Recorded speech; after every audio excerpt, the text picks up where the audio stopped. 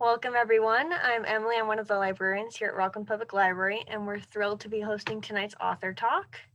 I want to start the night off with a couple quick programming notes on upcoming virtual events at the library.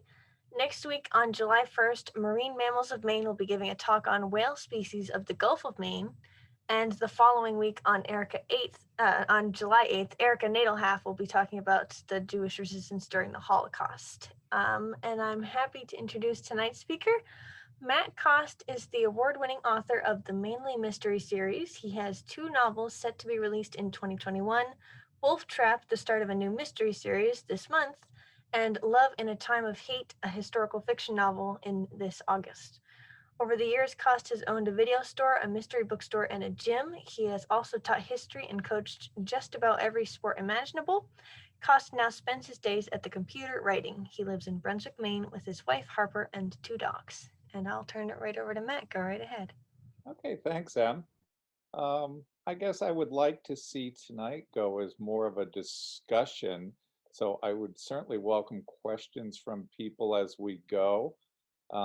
First, I'll start off with talking about the journey to getting Mainely Power published.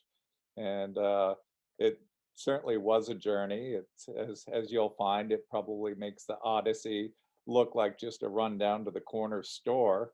But I would have to say that the journey began some 30 years ago, right after graduating from college, when I wrote a book about Fidel Castro and the Cuban Revolution. And I wrote this rough draft of a book, a historical fiction piece in 1990, 1 year out of college. And upon completion, I realized 3 things. One, my writing wasn't very good.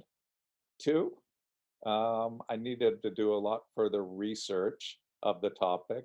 And 3, I really needed to visit Cuba to lend authenticity to it. So I kind of put it away on a dusty shelf and didn't do much for writing as, life interferes as it tends to. And for another 10 years or so, when I decided to try my hand at mysteries. And this is when I first wrote a draft of Mainly Power back about 2000, and I finished that. I peddled it around a little. I didn't have very much luck. I realized that I still needed to work on my writing. I needed to be a better writer. At this point, I was running 3 businesses and had some other things going on. And I, put that on a dusty shelf. And a little bit later, I decided to try a second one in the series. So I came out with Mainly Fear, which followed the same course. It was more working on my writing and practicing than actually writing books. And I put that on a dusty shelf. And I didn't write anything for 5 or 6 years until I was a junior high school teacher. And I took a class at Bowdoin College about teaching and writing biography in the classroom. And that got me excited to return to my historical roots and perhaps this time with something a little closer to home. So I wrote a book about Joshua Chamberlain during the Civil War.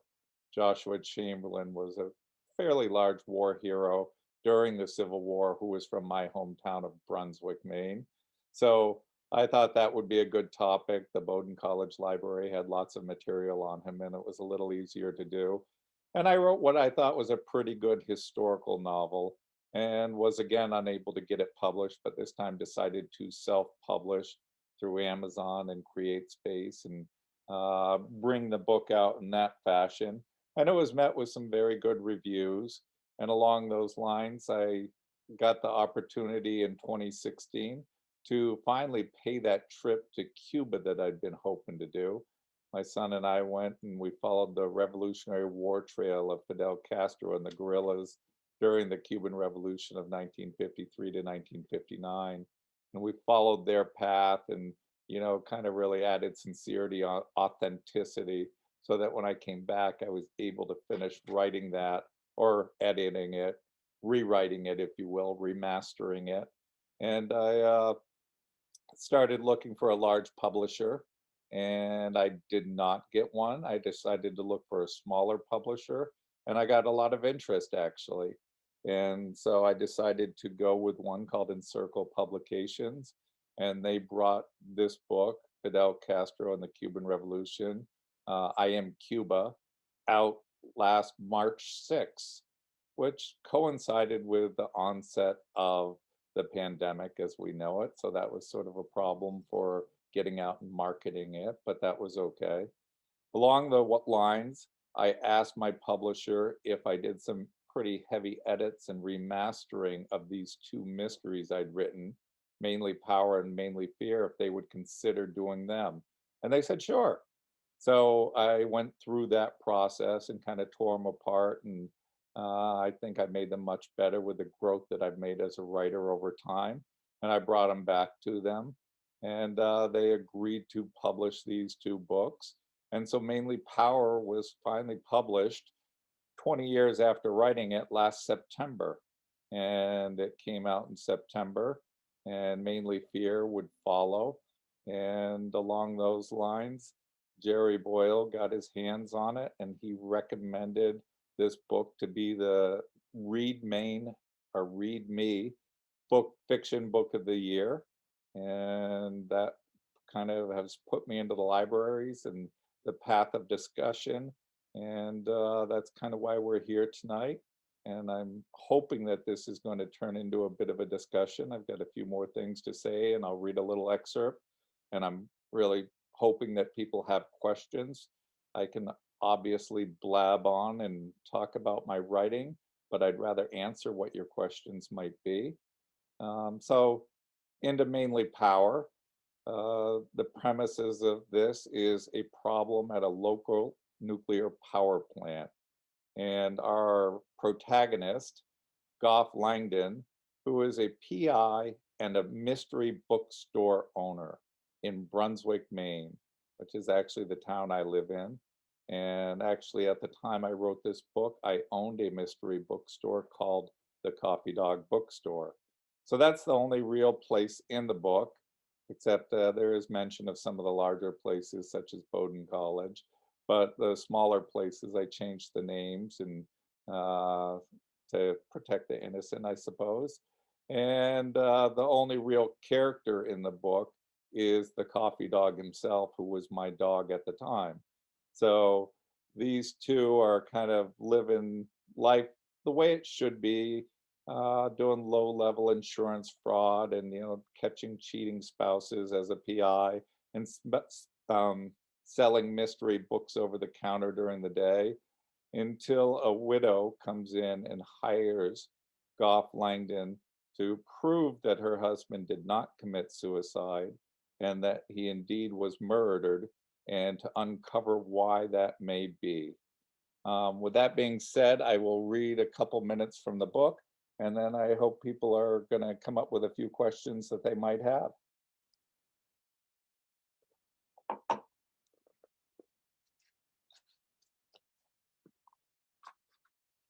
Harold Dumfrey crept through the shadowy corridors of the power plant's records department, the only sound the hum of the ventilation system. He was looking for something, something he had to know. For some time, he had felt that something was wrong. He couldn't quite put his finger on what it was or who might be involved. As a matter of fact, Harold had no real evidence whatsoever, other than a slip of the tongue by Clayton Jones, the man who was assistant to the governor, and perhaps one of the men sleeping with Harold's wife. Harold had never been in the security business. Harold had been in the security business for 20 years and had never run into a predicament of any import. But this time, there was a suggestion of not just a scandal, but a potential catastrophe that could rival 3 Mile Island. It wasn't hard to access the building at night after everybody had left, especially when you carried all the keys on a chain at your waist and carried a master key to open any door the keys wouldn't. It wasn't as if he was doing anything illegal. He was, after all, head of security for the plant, just trying to do his job. He wouldn't dare walk into the senior manager's office without something concrete, some sort of evidence, something tangible. For who would believe the hunches of a middle-aged nobody? Harold wasn't sure what it was that had given them away, and first kindled his suspicion that something was amiss. Perhaps it was the tightness in the face of the inspector from the Nuclear Regulatory Commission, the doors that only recently he'd found locked, or the additions of extra guards on Harold's staff without his input. It was not any one thing, but a multitude of bits and pieces, the sum of whose parts added up to a whole lot of questions that screamed for answers and urgently. If he'd been a smarter man, Harold thought ruefully, maybe a different kind of man, he would turn a blind eye, take another job, and be far from here. He paused at the doors to the safety and standards room, where the weekly, monthly, and yearly inspection reports were housed, pausing to give himself one final opportunity to turn back. He sighed, knowing that was not an option. Certain state safety standards were not being met. Of this he was certain, just as he was certain that he would not be the only one to have noticed this. He was 41 years old, balding on top, and to compensate for what had gone missing above, he'd grown a thick mustache, drooping from his upper lip like a brush. Harold had always been fit, but just in the past year, the food he ate seemed to be stopping at his midsection, pushing his belly out like some surprise growth, and accusing him each morning when he stepped out from the shower and looked in the mirror.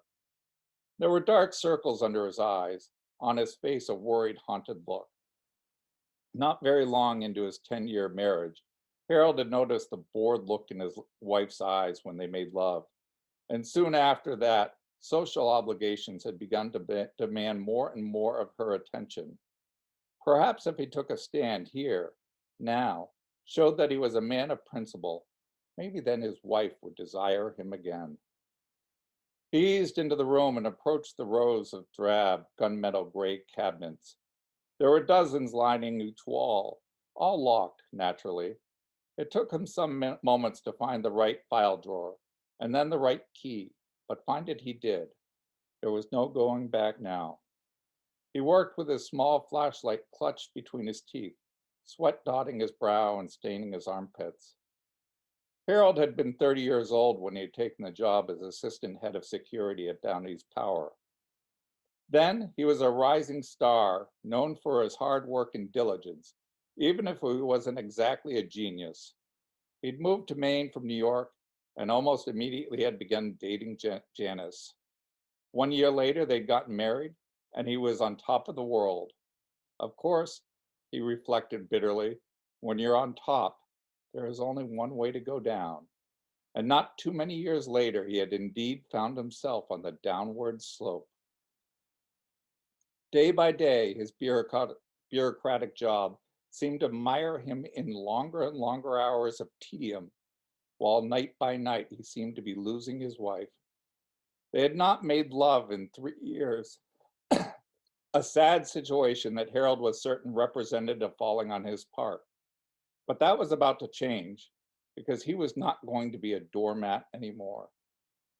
First, he was going to uncover the creeping evil in his workplace, and then he would confront his wife about her infidelities.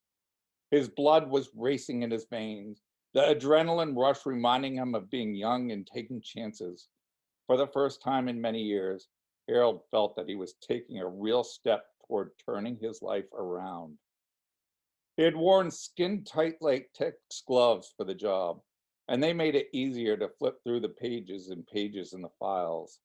He was, he was looking through one of the most recent safety inspections, this one from just a few months previous, when he heard the whisper of cloth on cloth and turned his head. And then he heard nothing at all. It would not be the fall, followed by the cold shock of the water, nor the blow to the back of his head that would kill him. It would be these gloves, wrapped tightly around his throat, that accomplished the grisly task. Death would find him next to a file cabinet in the early morning hours of the records department at Downey's Power, the nuclear power plant. His body would be found elsewhere. Harold Dunphy had finally taken a stand.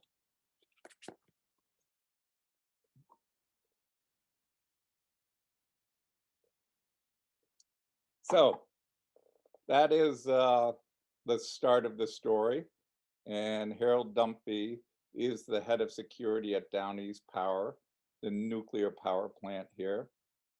A sort of interesting thing. A couple weeks ago, I was on Maine Calling on Maine Public Radio, and I was being interviewed along with my nonfiction fellow winner, Gary Arsenault, and the person that recommended us, Jerry Boyle. And I commented how the premise behind the entire story of Mainly Power had begun with me asking, having a conversation with a clam digger here in Brunswick who said that he used to go up into the flats outside of Maine Yankee, the power plant, and he could walk right up to the buildings as he would rake the clams in the flats, and then he'd go up on shore and maybe have his lunch and things like that. And there was little security at all to prevent him from doing this.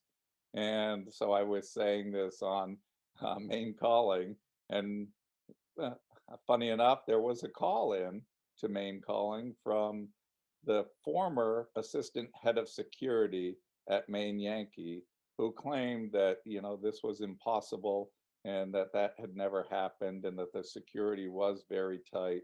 And I'm sure it was in the buildings, but I had verified the fact that many clam diggers and kayakers would go right to the shores of Maine Yankee some 25 years ago or whatever it was. So I thought it interesting that, you know, a nuclear warhead has the utmost protection, but sort of sitting in our midst is these nuclear power plants that could be a real terrorist threat and target that it had little to no protection. So that was the premise of the story. She was none too happy that I had said that. I kind of bit my tongue and I didn't really reply, even though I disagreed with her her argument. And I kind of wonder if she perhaps was a little unhappy because on page 3 of Mainly Power, I actually kill the head of security at Downey's Power, which is a nuclear power plant here in Maine. Um, if people would be like to chime in with questions at any point, that would be really kind of fantastic because the whole idea behind the Read Me program is to start discussion around books. But if you don't have any questions, I feel happy enough to continue just talking and going on as I have been.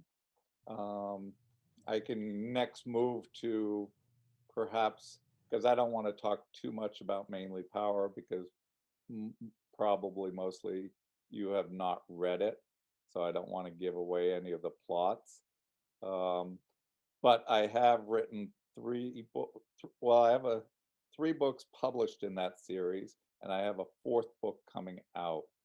And then just yesterday, I debuted a new series on the Clay Wolfe Port Essex, a fictional town in Maine on the coast series, and that was Wolfe Trap. And I have 2 more books coming out in that series. And one of the things that I think might be interesting for everybody present is the difference between writing a mystery series about a real town, Brunswick, and the problems that go along with that, as well as the strengths that go along with that, versus writing a mystery series in a fictional town, which is Port Essex here in Maine. And and then I also write historical fiction, as I've talked about a little. And there's certain problems that go along with writing historical fiction that have to be figured out. And so it's sort of real versus fictional versus historical that I'll talk about now for just a little bit. Um, as I said, I started the Mainly Mystery series some 20 years ago. And at that point, I was a business owner here in Brunswick, and I owned various different businesses, one being the Coffee Dog bookstore that inspired the story. And the coffee dog was my dog, a chocolate lab who inspired it. And I based a lot of things on real places, and but I did change the names all except for the bookstore. And so I came up with sort of unique names that were sort of similar to real places. And over the years, I've had people ask me about that. I don't know that anybody's ever really got upset when they've realized it. But one thing that people often think is they think they recognize themselves or somebody else in the book. And I really don't do that. I probably use pieces of different people in all of the books I write, but I don't use any one person. One of the interesting pieces of that is where the names in the book come from. I have some very creative names in the Mainly Mystery series. And the truth of the matter is that many of these names came from my daughter, who, when she was 4 years old, used to do bath time with a whole slew of play figures. And she would skewer the names, real names of people, to give names to her play people. And so therefore I have names like Shabal or Richam, which I'm sure was supposed to be Richard, or Goff, which maybe was Jeff or something else. So Goff Langdon is my protagonist. Shabal is his employee and his desire. Um, Richam is a good friend and immigrant from Haiti. Um, then I also, growing up in Madison, uh, around some hippies, I found some interesting hippie names. There's a lawyer named Jimmy 4x4. And none of these are real people or real events or places, but they are all things that some people had trouble with over time. And you dig yourself a little bit of a hole as you write about a real place and try and change things to fictionalize it. So a couple years ago, I decided that, I was going to try a new mystery series. And a little over a year, I completed the first book of that new mystery series, Wolfe Trap, and it's set in the fictional town of Port Essex. And now I was able to not be confined by fictionalizing a real town, but now I could actually create a town. And that's sort of interesting because, I've got this huge cardboard cutout that I put a map on, and I, drew out the town. And every time I add a place, I'll add, that place into their appropriate place in the town. Um, and so that, that also helps keep me a little bit grounded on where I'm going with things. And I created a new cast of characters to fit into this fictionalized town. And a lot of that is easier, but you do have to remember the things that you've created, because I'm currently writing book 4 in that series, and you got to remember the place and where it was, or the person, or the park, or whatever it may have been from book 1 or book 2 or book 3, and you can't mess up the names or where they are and things like that. So it requires keeping kind of close attention to it.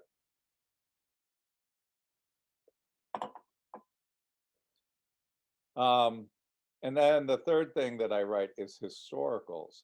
So just to be clear, Mainly Power, Mainly Fear, and Mainly Money are the first 3 in the Mainly Mystery series, and they are all out now. And there's a 4th one called Mainly Angst that is due to be published next January. In my fictional mystery series, the Clay Wolfe Port Essex series, the first book just came out yesterday, which was Wolfe Trap, and then and that is about smuggling heroin through lobster traps off the coast of Maine.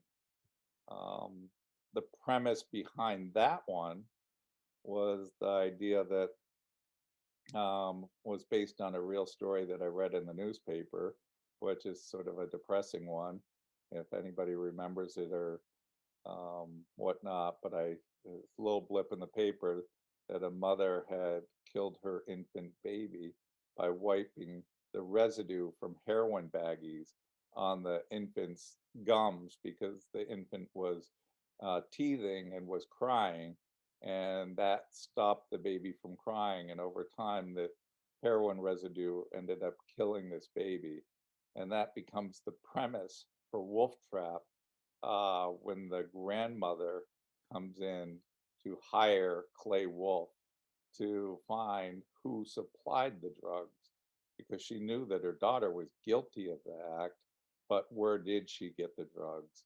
And this is going to dig into and uncover a whole bunch of other things. Um, and then the second book in that series is Mind Trap, and that's based around the idea of cults because over the last year and a half, I realized how many cults, and as I researched it further, I was just shocked by how many cults there are in the world, in the United States, and even here in Maine. Um, that exist. And, we read about the ones that really terrible things happen to, but, there's plenty of others that are kind of flying under the radar. And so I take a cult and I put it into this fictional town and threaten the town with the strength of this cult. And then the third book in that series is Mousetrap, where it's basically based around genetic engineering. And there's a place in the fictional town called Johnson Laboratories where they're doing experimentation on mice to try and alter genetics and whatnot. And then it turns out that there might be a larger, more secret, hidden agenda behind all of this. And so that book is out. And the fourth book is in that series is what I'm writing right now. So that kind of leads us up to the histories that I write because I've self-published the Joshua Chamberlain book during the Civil War. My first traditionally published book was I Am Cuba, Fidel Castro and the Cuban Revolution. And in August, I have another book coming out based in New Orleans after the Civil War. And it's about the fight for social equality and political equality and freedom in New Orleans at that time period. And as you can guess, writing a historical is far different than creating fiction. I pride myself on being very historically accurate, and there is very little fiction in my first two books, the Joshua Chamberlain book and the Fidel Castro book. What I do use for fiction is I use a fictional character to put a spotlight on those two, monumental figures in history. And I think that almost provides more accuracy as you can see um, the reality of who they are. A lot of what we know about Joshua Chamberlain and Fidel Castro both was from what they've told us. And so using a fictional character, I felt like I could expose some of their weaknesses that they tried to cover up as people. And my concept of writing historical fiction is largely to um, showcase the past, but actually bring it to life. I was a history teacher for 10 years. Before that, I was a history major in college. And a couple reasons for me taking this path is because I've run into a lot of boring history. And history really isn't boring. It's the greatest story ever told. It just needs some life breathed into it. You need to get into the heads and the emotions of the people. And this is how I fictionalize it because obviously you can't know what Fidel Castro was necessarily thinking as, the Battle of 1958 raged with 10,000 soldiers arrayed against his 300 guerrillas hiding in the mountains. But you can kind of guess if you do enough research around it to project what he's thinking. But it takes a tremendous amount of research to write these books about these monumental periods of time and monumental people, and to try and get it right, and to try and create the dialogue that you think would have actually happened because there was no recordings of the time. So that being said, I diverge away from my total accuracy in my third historical fiction, and I try to make a little more divide between my mysteries and my historicals. So, in Love in a Time of Hate, which is based in New Orleans and comes out in August, I have, and it's during Reconstruction. It's really the fight for social equality, but my protagonist is fictional and my antagonist is also fictional, and they're going to kind of do battle. And I'm going to create this murder mystery where there's a serial killer killing black prostitutes on the streets of New Orleans, and that is also fictional. But I cloak this all around many real events that happened in New Orleans at the time, from massacres to street battles to politicians and powerful people.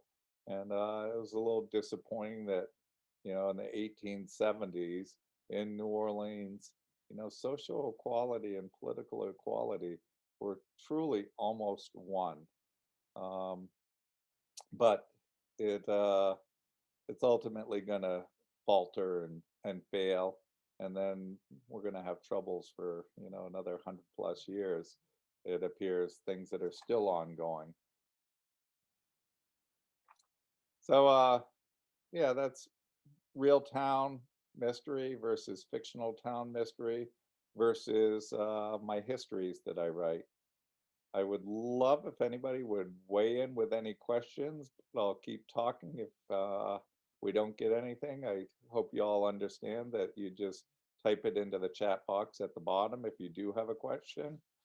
Um, Other than that, I can talk a little bit about my writing process, which is pretty simple. I don't know if any of the people here ever wanted to write or perhaps do write, but I think it's a very simple proposition to be a writer. What you have to do is you have to write. And that's what I do. I write. I write every single day. I'm writing 3 or 4 books a year right now. I've got 2 different series going. I've got a bunch of historicals going, and I spend my time writing. So I get up every morning and I write, and then I've got a chunk done. And the next day I write again, and I've got another chunk. And after a while, you kind of got a whole mess, and then you go through and edit it and make some changes and tweak some things around, and you have a book. So that's my concept on writing. I do a lot of editing. I have beta readers who help me edit. I have a professional editor that I pay, and this is all before I bring it to the publisher, whose editors then go through it again and make some significant changes to it or not, as the case may be. And then, it goes and an ARC is made, an advanced reading copy, and then another edit, a final spit shine sort of edit happens. So there's probably 12 or 14 edits that occur on any one of my books before it gets to print. So that is a very large part of the process. Um, so moving forward, without much discussion or questions happening here, I guess I'll just move into the direction that I am going. Um, well, maybe I'll pause as Paula's asked a question. Um, Paula asked if, do you teach? I no longer teach, but I did. Through the 1990s, into the early 2000s, I was a businessman and I owned a video store and a gym and a mystery bookstore. And then I think it was about 2004, I moved into and became a history teacher at the Brunswick Junior High School. And I taught seventh and eighth graders for 10 years till 2014. At that point, I left and dedicated myself to writing. So I was a history teacher, social studies teacher for seventh and eighth graders for 10 years. And for the last 6 years, I've been dedicated to writing. Um, and so that kind of brings us into the direction that I'm headed now.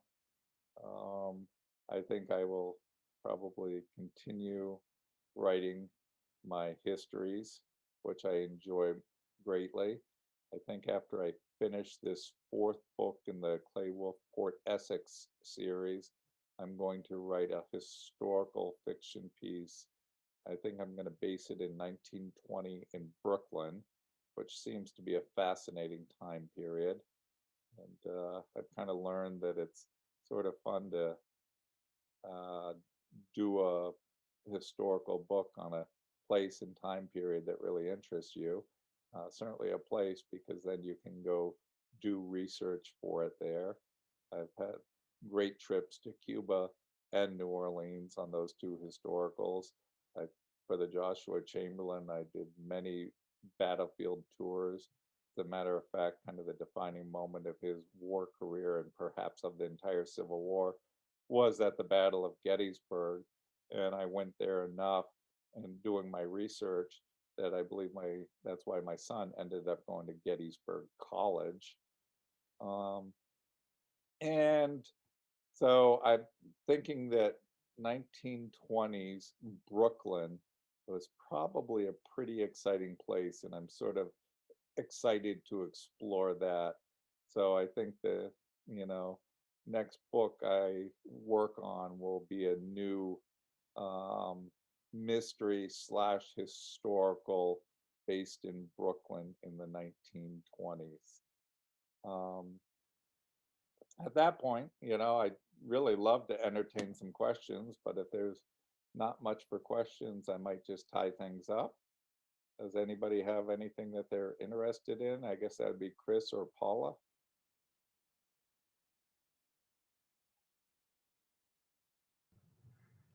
I have a quick question, if you don't mind. Yeah.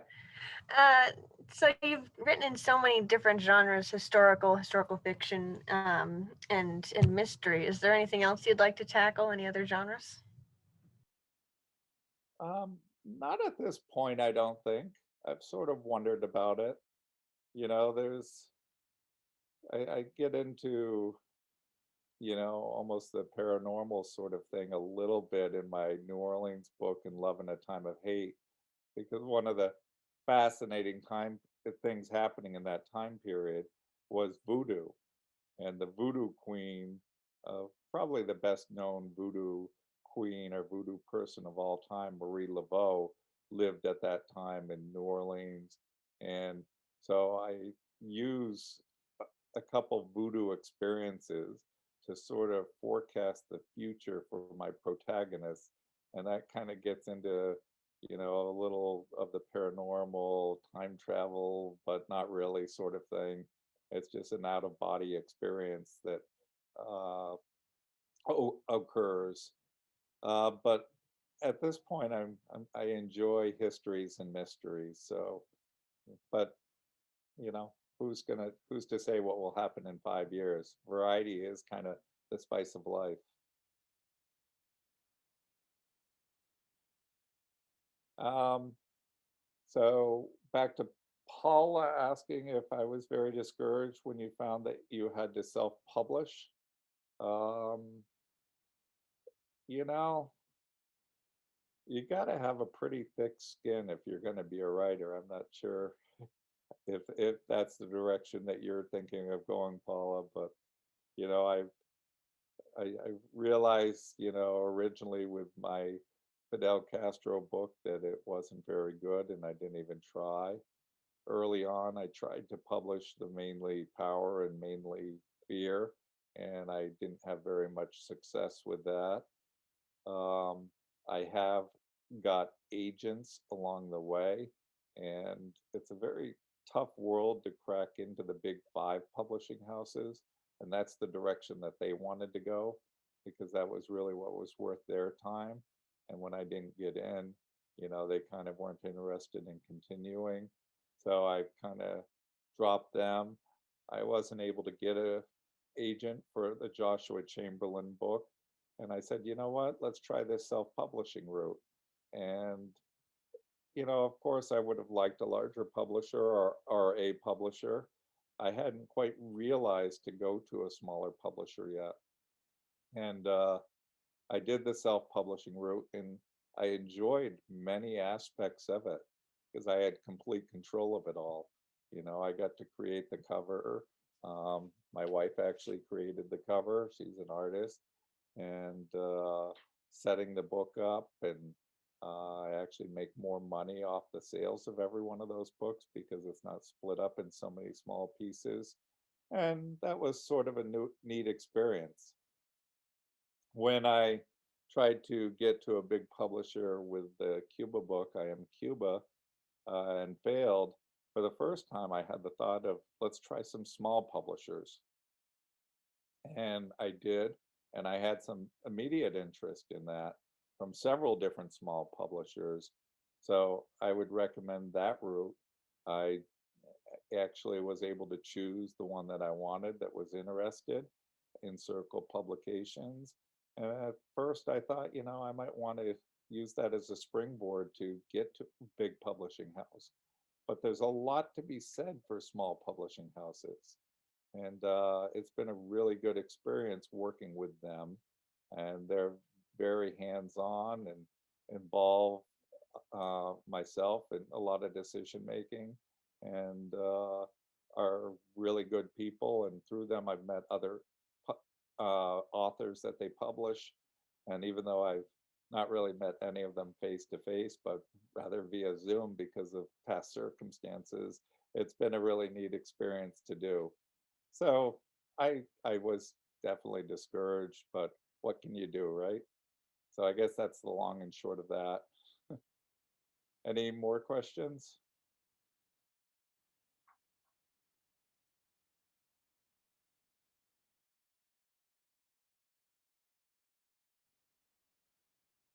Okay. I think I'll probably just tie things up with that. Em, are you still there? Yep. Are you ready? Uh, Sounds I good. I think that'll probably be good, right? Sounds good. All right. Thank you to everyone for joining tonight. And thank you so much to Matt for a really wonderful talk. And have a great night, everyone. Okay, great. Thank you.